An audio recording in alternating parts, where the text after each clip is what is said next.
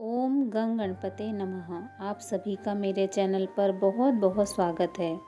इस वीडियो में हम शनिवार व्रत कथा सुनेंगे। एक समय की बात है, सभी ग्रहों में सर्वश्रेष्ठ होने को लेकर विवाद हो गया। विवाद इतना बढ़ गया कि परस्पर भयंकर युद्ध की स्थिति बन गई।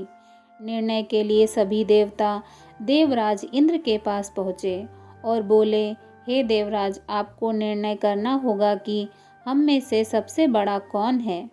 देवताओं का प्रश्न सुनकर देवराज इंद्र उलझन में पड़ गए।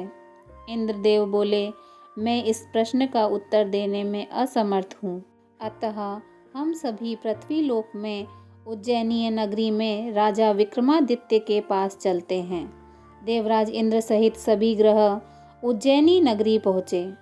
महल में पहुंचकर जब देवताओं ने उनसे अपना प्रश्न पूछा तो राजा विक्रमादित्य भी कुछ देर के लिए परेशान हो उठे, क्योंकि सभी देवता अपनी अपनी शक्तियों के कारण महान थे। किसी को भी छोटा या बड़ा कह देने से उनके क्रोध के प्रकोप से भयंकर हानि पहुंच सकती थी। अचानक राजा विक्रमादित्य को एक उपाय सूझा और उन्होंने विभिन्न धातुओं स्वर्ण, रजत, कांस्य, ताम्र, शीशा, रंगा, जस्ता, अभ्रक व लोहे के 9 आसन बनवाए।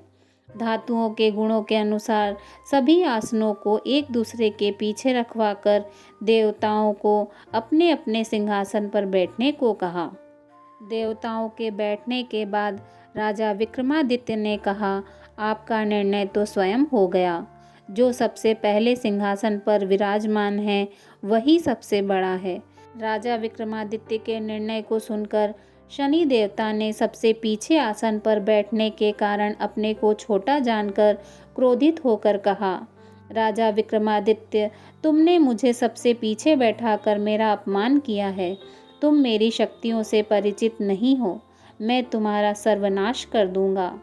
शनि देव जी ने कहा, सूर्य एक राशि पर 1 महीने, चंद्रमा 2.25 दिन, मंगल 1.5 महीने, बुध और शुक्र 1 महीने, बृहस्पति 13 महीने रहते हैं, लेकिन मैं 7.5 वर्ष तक रहता हूँ। बड़े बड़े देवताओं को मैंने अपने प्रकोप से पीड़ित किया है। श्री राम जी को 7.5 के कारण ही वन में जाकर रहना पड़ा और रावण को 7.5 के कारण ही युद्ध में मृत्यु का शिकार बनना पड़ा। राजा, अब तू मेरे प्रकोप से नहीं बच सकेगा। इसके बाद अन्य ग्रहों के देवता तो प्रसन्नता के साथ चले गए, परंतु शनि देव जी बड़े क्रोध के साथ वहां से विदा हुए। राजा विक्रमादित्य पहले की तरह ही न्याय करते रहे। उनके राज्य में सभी स्त्री पुरुष बहुत आनंद से जीवन यापन कर रहे थे। कुछ दिन ऐसे ही बीत गए। उधर शनि देवता अपने अपमान को भूले नहीं थे। राजा विक्रमादित्य से बदला लेने के लिए एक दिन शनि देव जी ने घोड़े के व्यापारी का रूप धारण किया और बहुत से घोड़ों के साथ उज्जैनी नगरी पहुँचे। राजा विक्रमादित्य ने राज्य में किसी घोड़े के व्यापारी के आने का समाचार सुना तो अपने अश्वपाल को कुछ घोड़े खरीदने के लिए भेजा। घोड़े बहुत कीमती थे। अश्वपाल ने जब वापस लौटकर इस संबंध में बताया तो राजा विक्रमादित्य ने स्वयं आकर एक सुंदर व शक्तिशाली घोड़े को पसंद किया। घोड़े की चाल देखने के लिए राजा उस घोड़े पर सवार हुए तो वह घोड़ा बिजली की गति से दौड़ पड़ा। तेजी से दौड़ता घोड़ा राजा को दूर एक जंगल में ले गया और फिर राजा को वहां गिराकर जंगल से कहीं गायब हो गया।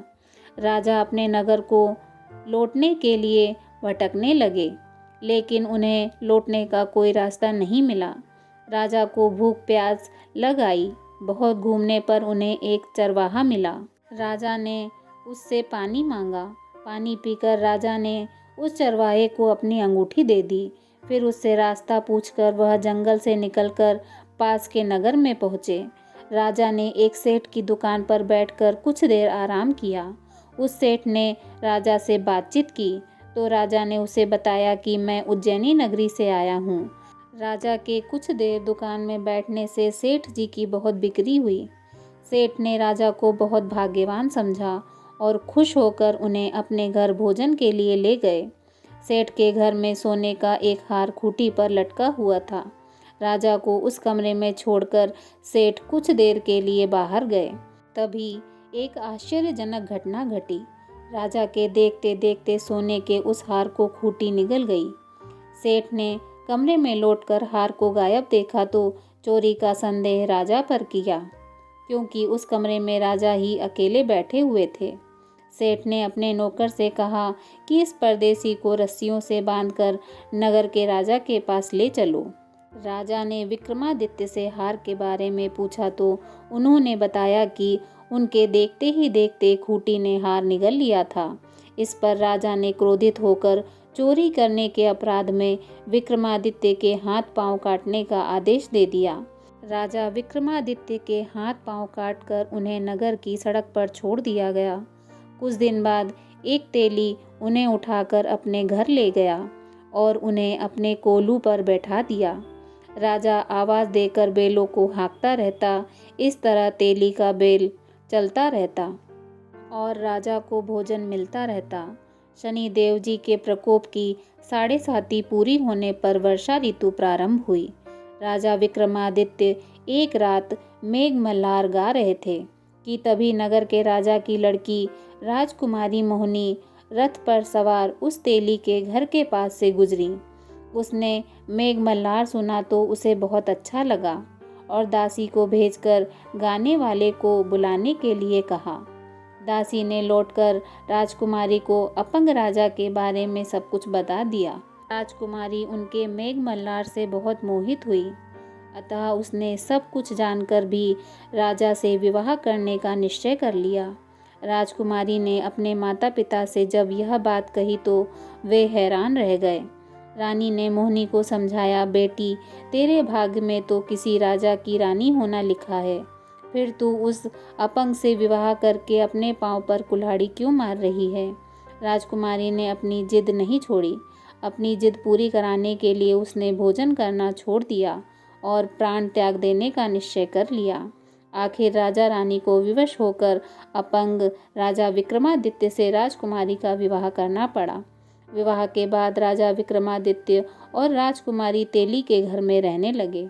उसी रात को स्वप्न में शनि देव जी ने राजा से कहा, राजा, तुमने मेरा प्रकोप देख लिया। मैंने तुम्हें अपने अपमान का दंड दिया है।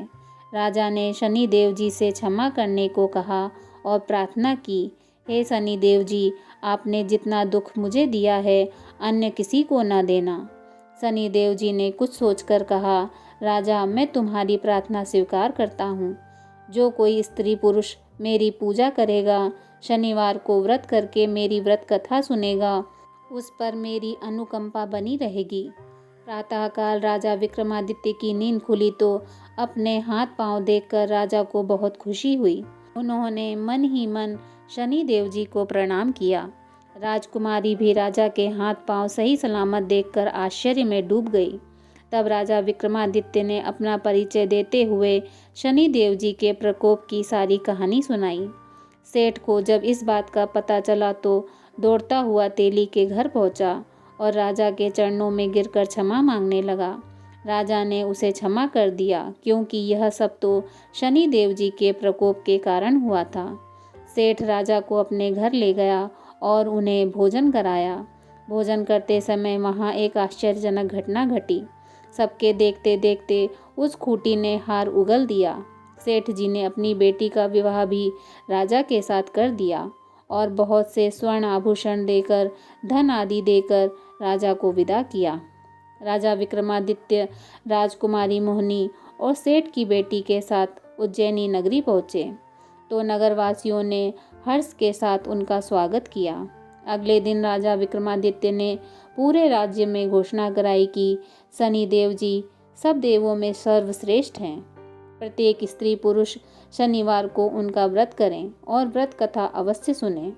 राजा विक्रमादित्य की घोषणा से शनि देव बहुत प्रसन्न हुए। शनिवार का व्रत करने और व्रत कथा सुनने के कारण सभी लोगों की मनोकामनाएं शनि देव जी की अनुकंपा से पूरी होने लगी। सभी लोग आनंद पूर्वक रहने लगे। बोलिए शनिदेव महाराज की जय।